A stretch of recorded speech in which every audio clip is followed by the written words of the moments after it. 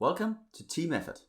Today's topic is what test coverage says about your code base, or why you shouldn't blindly chase that magic 100%.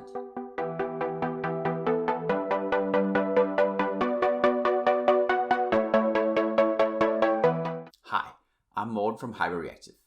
Today we're going to talk about test coverage and how to measure it and interpret it. If you like what you see, please click the subscribe button. And as always, you can read even more about this topic in the article linked in the description below, where you can also subscribe to our newsletter. This time around, the article contains a breakdown of good test coverage tools for different languages and platforms, as well as some recommendations from experts in the field on good test coverage strategies. Test coverage, and here I mean the same as code coverage, is a percentage. It's the percentage of codes of lines executed during a test compared to all the possible lines of code that can be executed. It's easier to understand with an example. Here's some pseudocode for a web shop calculating the shipping fee. If the number of items in the cart is greater than 50, you get free shipping. If not, it's $8. In order to test this code properly, you'd have to make sure to set up at least one test where the number of items in the cart is less than or equal to 50, and another test where it's greater than 50. If you do that, this single piece of code will report 100% coverage. If not, it will report some number lower than 100. This is impossible to do by hand, of course. External tools monitor your execution while your tests are running and collect this data for you. You then apply this to your entire code base, and you're given a number for the coverage for all your code. You're also given a breakdown for each file about the execution statistics for each line or branch. Good teams strive for test coverage around 90%, but there's a lot more to this than a simple number. For one thing, high test coverage numbers can easily hide bad and obviously inefficient testing. Let's say, for example, you have a function that accepts a string, which it expects to be a telephone number, and returns the last 4 digits as a number. If you then have a single test invoking this function with a telephone number and validate the result, your test coverage will report 100%. This code, however, is fairly badly written and isn't guarding for all the potential problems. And thus, your test coverage won't detect these shortfalls. What happens when you give it an empty string? What happens when you give it a string with less than 4 digits? Or a string with only letters? If your code guarded for all these potential problems, your test coverage would reflect that you aren't testing all the potential outcomes of your function. But if not, coverage numbers aren't helping you. In short, bad code with full coverage isn't telling you much. Another possible problem is coverage hacking.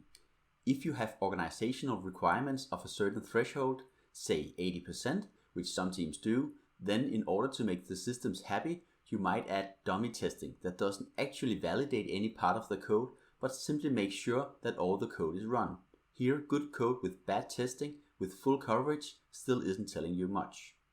Finally, there are cases where you actively know that you don't need to cover something. It might be trivial functions where errors are unlikely, for example, simple Java beans.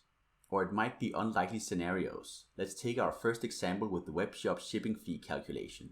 If you're selling balloons, more than 50 items are pretty likely. But if you're selling aircraft carriers, it'll be a rare day that some customers order more than 50 of those. I guess technically the $8 shipping fee isn't going to be much of a problem for any buyer of aircraft carriers, but that's besides the point. Also, how do you even ship a ship? So, what good is a single test coverage number then? Well, it can give an indication of the quantity of your testing. If the number is less than 50%, you're definitely doing something wrong, and your code is definitely under-tested. On the other hand, if your test coverage is 100%, I'd look into the quality of your testing. The proper approach, in my opinion, is to first write quality code with all the quality testing that you feel your code needs. Then apply test coverage, and go over what's not being covered. For each file, class, function, or statement not covered, decide whether it should be or not. If it should be, add more tests. If it shouldn't be, clearly mark it as such and make sure your test coverage will know to skip it. You might have code only applicable in debug mode. This probably doesn't need testing. This will result in your test coverage reporting 100%, but only 100% of the code that you believe actually needs testing. Some teams accept numbers lower than 100%, but I've seen this lead to problems where new code by the numbers have decent coverage, but when you look at what's not being covered, it's the most essential parts. Thus, I am arguing for quantity. Strive for 100% coverage, but only 100% of what really matters.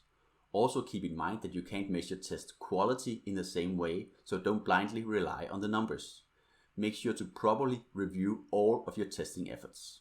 All this being said, this is of course an opinion, not a fact.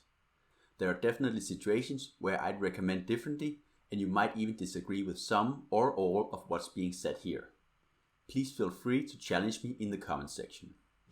This finally brings me to the question of the day. What's your test coverage strategy and does it suffice?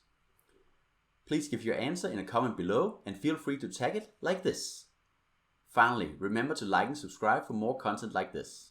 We'll be posting new content every Monday, Wednesday and Friday, so make sure to stay updated. When you follow the link below to the in-depth article, you can also sign up for our newsletter on all things relevant for modern web development teams. Keep coding and thanks for watching.